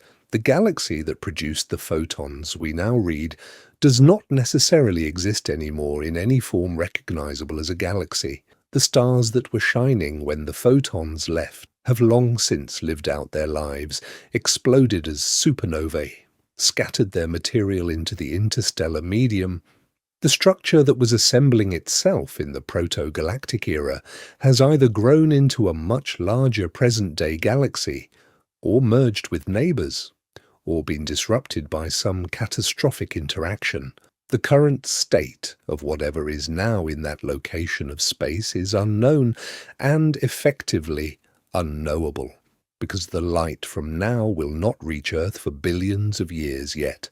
What we have instead is the historical record, the photons themselves having travelled patiently through the expanding space between us and the source, carry the information about what was happening when they left. We read that information in our generation on instruments built specifically to do so. We learn what the galaxy was. At the moment the photons departed. We learn nothing about what it is now. There is something quietly profound about being able to read this archive at all.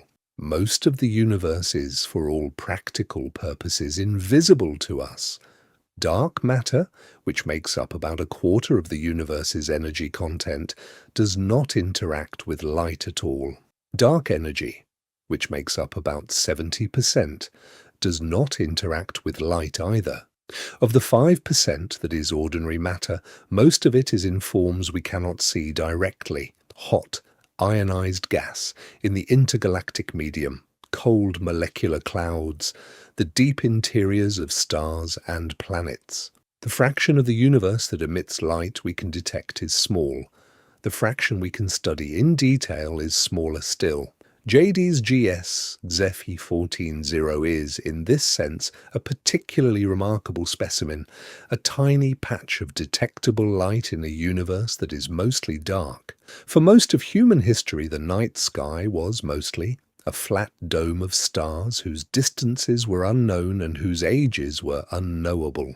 By the time you had been able to map the local stars in the 17th and 18th centuries, the universe still seemed essentially static, with the stars at fixed positions and the galaxy assumed to be the entire universe. Only in the 20th century, with the work of Edwin Hubble and others, did the universe begin to be understood as expanding, dynamic, layered in time. Only in the late 20th and early 21st centuries did the technology to read those layers in detail become available. Our generation is, in this respect, in a privileged position. We get to read the archive that previous generations could only imagine. This kind of asymmetric relationship is, in some ways, the deepest peculiarity of cosmic-scale astronomy. We are not looking at the universe as it is. We are looking at the universe as it was, in many different times simultaneously. The Sun, 8 minutes ago. The nearest star, 4 years ago. The Andromeda Galaxy, 2.5 million years ago. JADES-GS-z14-0, 13.5 billion years ago. All of these images are present in our sky tonight, all at the same time, but each carrying information from a different epoch in cosmic history. The night sky, viewed carefully, is a layered archive of times. There is a way of thinking about this that I find genuinely calming. Most of what we worry about in an ordinary day is happening on a timescale we cannot ignore. The phone rings, the email arrives, the deadline approaches, the news cycles. Almost everything in human life happens on a timescale that demands attention.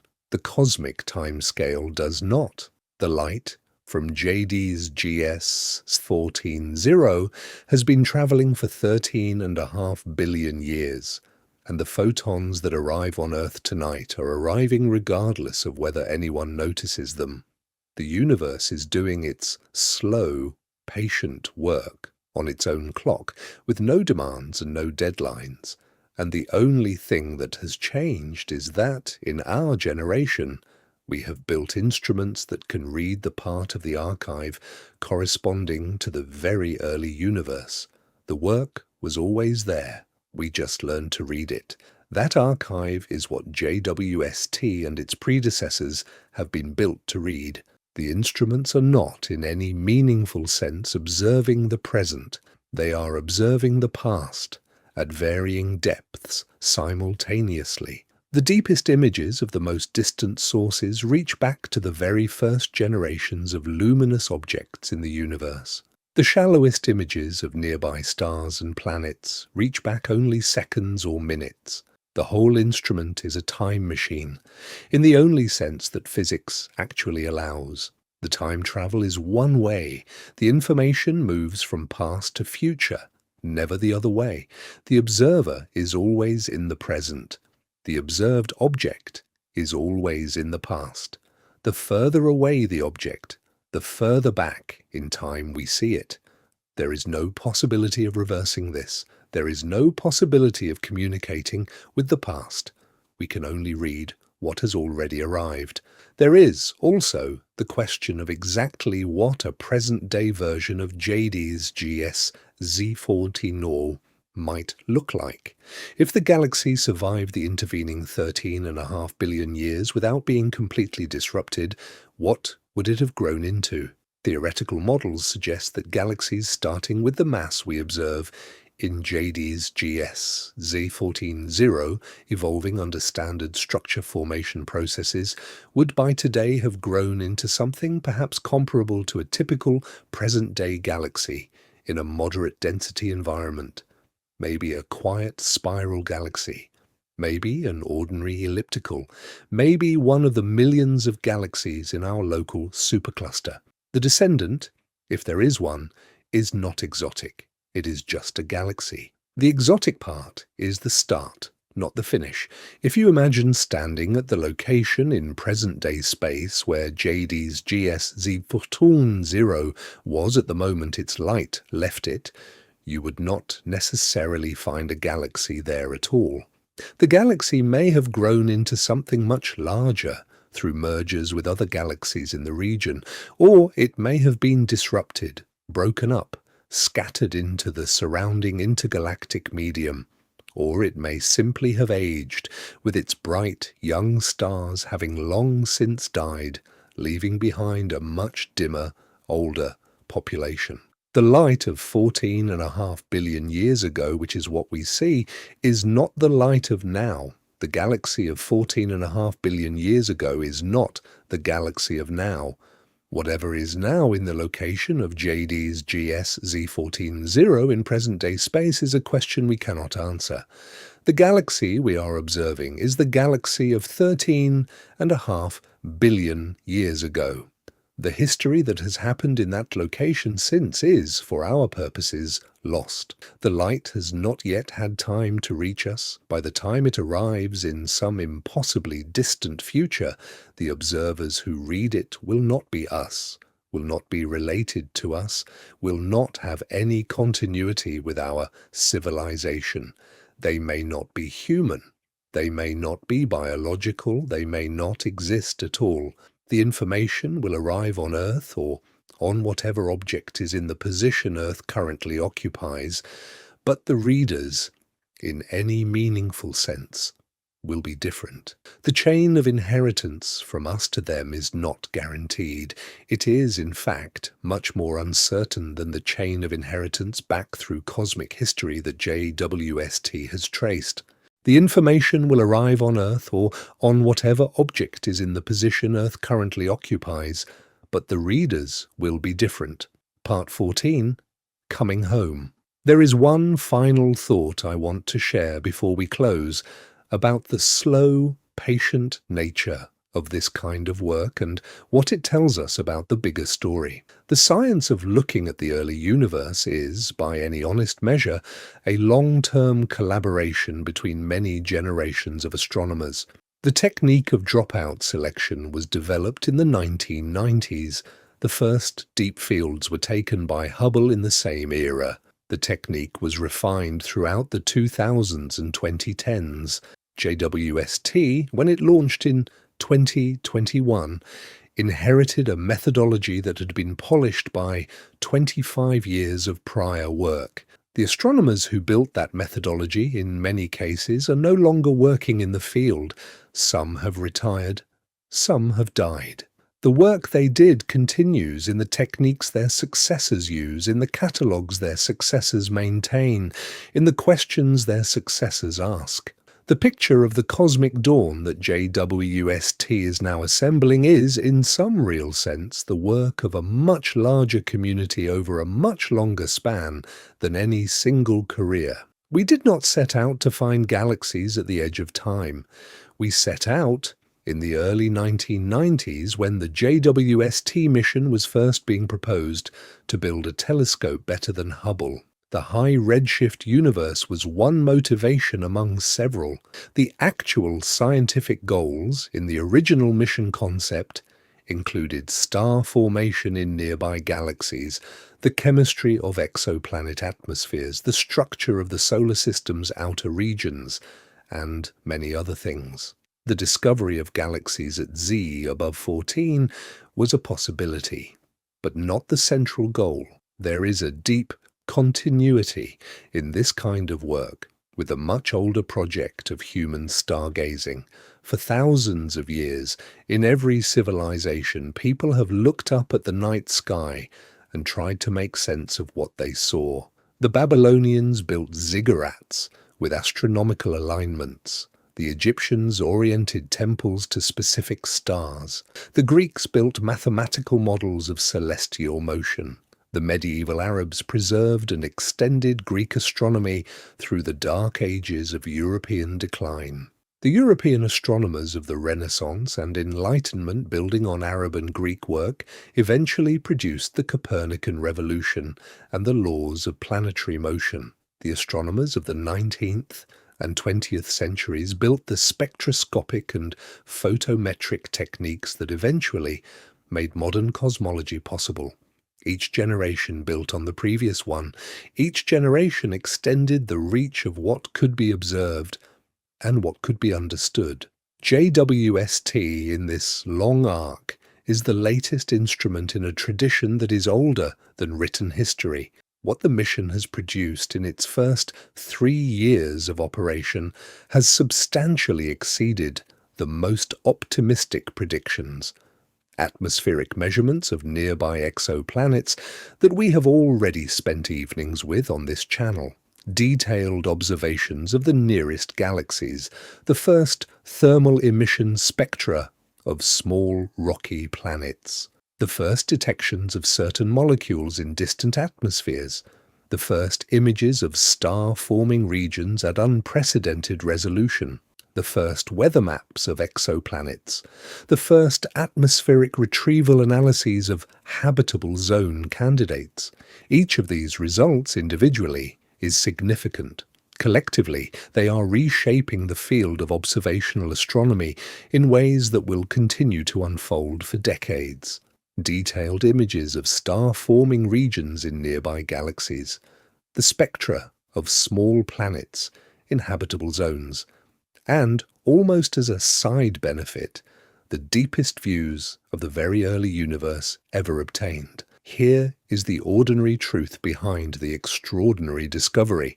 JADES-GS-z14-0 is, in the broadest sense, just one of those side benefits. The team of astronomers who found it, including Stefano Carniani in Pisa, Brant Robertson in Santa Cruz, Daniel Eisenstein at Harvard, and dozens of others, are part of a much larger international collaboration that has been pulling the picture of the early universe into focus year by year, paper by paper, since JWST began operations in 2022.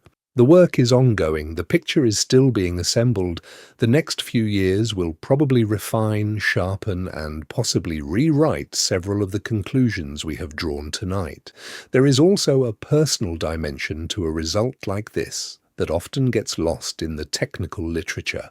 Stefano Carniani, the lead author of the JADES-GS-z14-0 paper, was a postdoctoral researcher when much of the work was done. Brant Robertson at Santa Cruz, one of the JADES PIs, has spent more than a decade preparing for the kind of observations JWST has now made possible.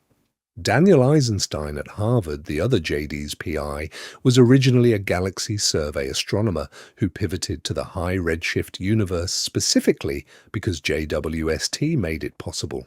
There is also, in this story, a deeper kind of patience that sets exoplanet astronomy apart from other sciences. Most fields, if you are working in them, can produce results on a timescale of months or a few years. You design an experiment, you collect data, you publish a paper, you move on. In high redshift cosmology, the timescales are different. The instruments take decades to design and build. The observations, even on completed instruments, take years to accumulate. The follow-up campaigns to confirm initial findings can take a generation. The kind of cosmologist who chooses to work on the very early universe is, in a real sense, choosing to spend their entire career on questions that may not have settled answers within their working lifetime. The reward is not the answer. The reward is the slow improvement of the question. There is also, in this story, the much smaller team who actually pressed the button and reduced the data. The reductions of NIR spec data are done by a relatively small group of astronomers and instrument scientists, many of whom have been with the JWST program for years. The pipeline that turns raw detector counts into calibrated spectra has been refined by a long collaboration between the JWST instrument team and the broader user community.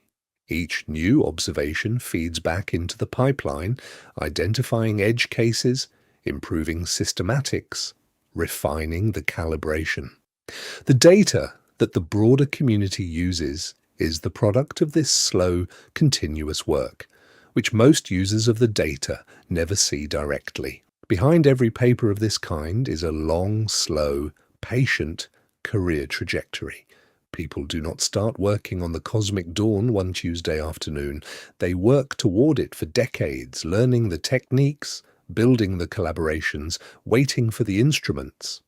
The result, when it arrives, is often the work of a single observation, but it is built on a foundation of years. What we can say with confidence is that the universe in its first 300 million years was more vigorous than astronomers had assumed.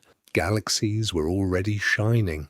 The first light had come on, not gradually, but with a relative suddenness that the standard models did not predict. The cosmic dawn as an era was less dawn-like and more sunrise-like, with the first sources lighting up rapidly and brightly across the still young universe.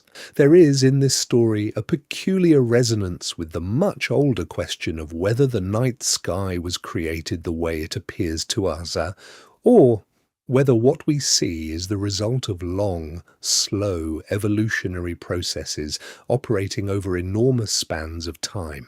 For most of human history, this was a religious or philosophical question debated in temples and universities. In the 20th century, with the development of cosmology as a quantitative science, it became an empirical question, answerable in principle from the right kind of data. JWST and its predecessors have, over the last few decades, accumulated the evidence that the latter answer is correct. The night sky we see is the result of 14 billion years of slow, gravitational, chemical, and stellar evolution.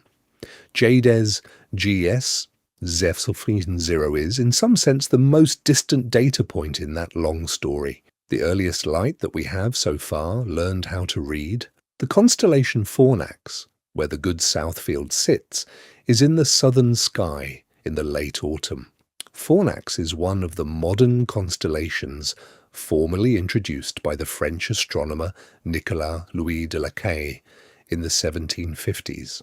Lacaille spent 2 years at the Cape of Good Hope, cataloguing the southern stars, and he introduced 14 new constellations in honor of the scientific instruments of his era. Fornax, the chemical furnace, was one of them. The constellation has no especially bright stars and is, by every standard of celestial drama, unremarkable. But the patch of sky it occupies has, in our generation, become the deepest imaged region in astronomical history. The accidents of celestial geography have placed JADES-GS-z14-0 in this otherwise quiet corner. From the northern hemisphere, particularly at high latitudes, the constellation barely rises above the horizon. From the southern hemisphere, in dark conditions, it is visible as a small, dim group of stars. None of the stars in Fornax visible to the naked eye are particularly bright. The constellation is, by every standard reckoning, unremarkable. But somewhere in that small dim region of sky, far below the threshold of any unaided eye, is the patch where JADES-GS-z14-0 sits. The galaxy is too faint to see directly without the most sensitive infrared instruments. The source is, even on JWST, right at the practical limits of what current instrumentation can do. Future instruments, larger and more sensitive, will be able to push deeper. But for now, JADES-GS-z14-0 sits at the bleeding edge of what is possible, and the precision with which we know its properties is set by exactly that fact. Even with JWST, the source is right at the noise floor. Each photon that arrives is precious. The integrations that produce the spectrum and the imagery were measured in hours of total telescope time, but the actual photon count from the source is small. The total number of photons from JADES-GS-z14-0 captured in all the JWST observations to date is probably less than 1 million. From a galaxy with 1 billion solar luminosities of ultraviolet light after 13.5 billion years of cosmic redshift and dilution, that is the residue we get. But the photons from it are arriving on Earth tonight. They have been arriving every clear night for as long as the Earth has existed. The sky every night is illuminated by their faint contribution, far below the noise floor of any visible light measurement, but real and present nonetheless. The earliest light has been reaching us all along. We just, until very recently, did not have the eyes to read it. There is a small image I want to leave you with before sleep. The galaxy itself, JADES-GS-z14-0, is far too faint to see without the most sensitive infrared instruments, but the same constellation that contains it, Fornax, is in the autumn sky in the southern hemisphere, and the same patch of black between its stars where JADES-GS-z14-0 hides has been there in the night sky for as long as Fornax has been a constellation. The sailors who navigated by the southern stars in the 18th century looked up at that patch of sky and saw nothing. The amateur astronomers who built backyard observatories in the 19th century looked at the same patch and saw nothing. The radio astronomers of the mid-20th century looked with their longer wavelength instruments and saw mostly nothing. Only in our generation, with the right combination of instrumentation and patience, did anybody read what was actually there. The light has been arriving the whole time. The information has been crossing space for 13.5 billion years, regardless of whether anybody on Earth was equipped to read it. The patch of sky has not changed. The galaxy has not changed. What has changed is us. We have built the eyes to read what was always being sent. That, in the end, is the deepest meaning of this kind of work. The universe is not a riddle that has been hidden from us. The universe is a story that has been broadcasting on every frequency, in every direction, since the beginning. The story has been there all along. We are, in this generation, the ones who have built the receivers. Good night. Sleep well. The earliest light is still arriving. The galaxy is still in its position. The universe, on the timescales the photons run on, is patient with us as we slowly figure out how to read what it has been sending. The light arrives. We read it. The dawn is older than we thought. The galaxy is still in its position. The photons are still arriving. The instruments are still pointed at the right patch of sky. The work continues slowly by hands you will never see, on a clock that runs longer than your own. Sleep well. The earliest light keeps coming.